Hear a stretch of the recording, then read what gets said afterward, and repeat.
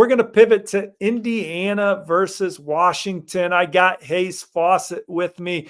Hayes, Indiana dominates the Huskies. They are 8-0 for the first time since 1967. All 8 of their wins by double digits. They beat Nebraska 56-7 the week before, the same Nebraska team that had Ohio State on the brink this weekend. Hayes, your power pull in the Big Ten. Where do you have the Hoosiers right now? Man, definitely top 3. I mean, like you said, Coach Kirk Cignetti, has Indiana 8-0 for the first time since the 1960s. I saw a graphic after the game that pulled up, a side by side of him compared to other coaches, and he has the most win, or he's tied for the most wins in his first season at Indiana, and it was 8. And obviously, Cignetti has been coaching Indiana for 8 games, so I thought that was a pretty cool infographic there. But yeah, man, Indiana is looking great, fun team to watch, and I'm looking forward to seeing them match up with in Ohio State a few weeks from now. Yeah, as a young college football fan, Hayes, and you're from SEC country, I see you making Indiana edits now after big wins. You said on last week's show, hey, anyone committing to Indiana, hit me up. I'll make the edit. From your perspective, how does a school like that get hot? Like, what are you paying attention to in a social media space that says, hey, you're going to start covering them and getting in on all the excitement around the program? Steve, when you start off the season 8-0 with a brand new head coach, I mean, that tells you all you really need to know. And I'm sure the recruits are definitely gravitating toward that.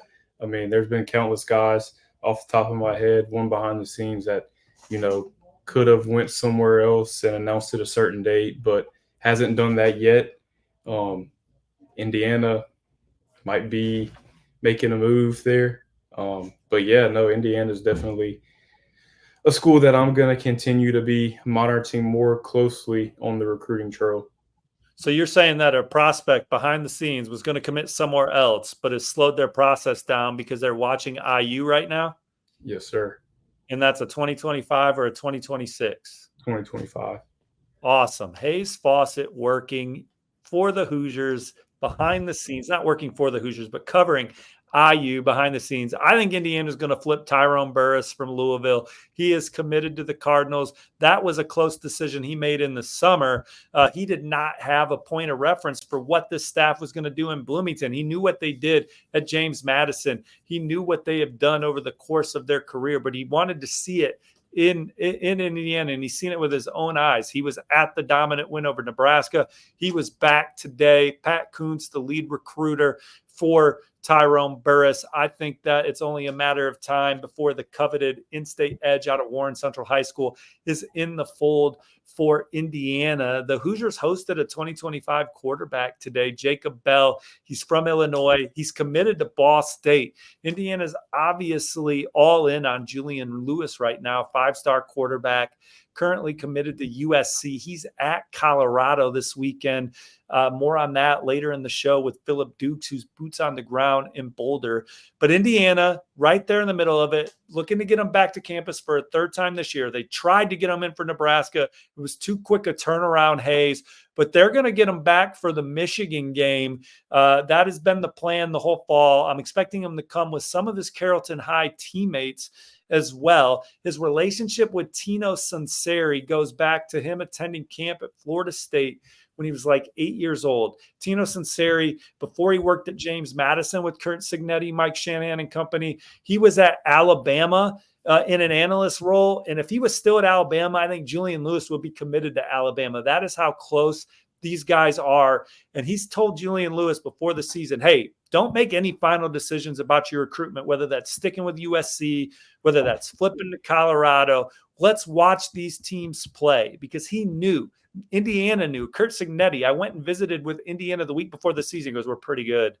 I said, Kurt, why would a quarterback, what's your pitch to a quarterback of national profile? He said, look, my last 3 quarterbacks have been the conference player of the year. They've had different skill sets, but conference player of the year. Curtis Rourke has a chance to be the Big Ten conference player of the year if he can come back and get healthy. So they want to get Julian Lewis to campus for the Michigan game. Hayes, who do you got, Indiana or Michigan later in the year?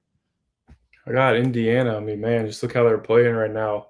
8-0 in the season, off to a hot start, looking good on all sides of the ball. And I mean, look today against Washington, did it with a backup quarterback in Taven Jackson. Yeah, I'm gonna go with Indiana there. Yeah, Taven Jackson is a former Tennessee quarterback, a four-star recruit out of Greenwood Center Grove who chose the Vols. Obviously, Nico Iamaleava comes into Tennessee a year after him. And when you see the NIL deal that Nico Iamaleava has, you see the writing on the wall. So he's out. I think he's got a long-term future at Indiana under center, threw for a touchdown today, ran for another. That quarterback room's in great shape for the Hoosiers right now. I also like where Indiana stands with two 2026 prospects. You have wide receiver Tayshawn Bardo from Mishawaka Penn. He's been there 2 weeks in a row. He says Indiana's the leader. RPM in for the Hoosiers. Dominic Berry's a tight end from Center Grove, where Taven Jackson played in high school. Indiana put an early offer out to him. He told me today that Indiana leads. So I like the Hoosiers there. They also hosted two 2026 in-state quarterbacks they've been monitoring. Carmel High's Anthony Kellner, Lawrence Central High's Terry Walker III. If they're pushing for Anthony Kellner, who I think they're keeping a close eye on, I think ultimately he could be their quarterback in this cycle. We'll see what happens with Terry Walker as well. But Indiana 8-0. They go to Michigan State next weekend for a rivalry game. They play that one, Hayes, for the old brass spittoon. Indiana, Michigan State next week in East Lansing. Indiana fans, tell us what you're loving about the Hoosiers right now. Will they flip Tyrone Burris? Who else will they land Julian Lewis? Hit like and subscribe and comment below.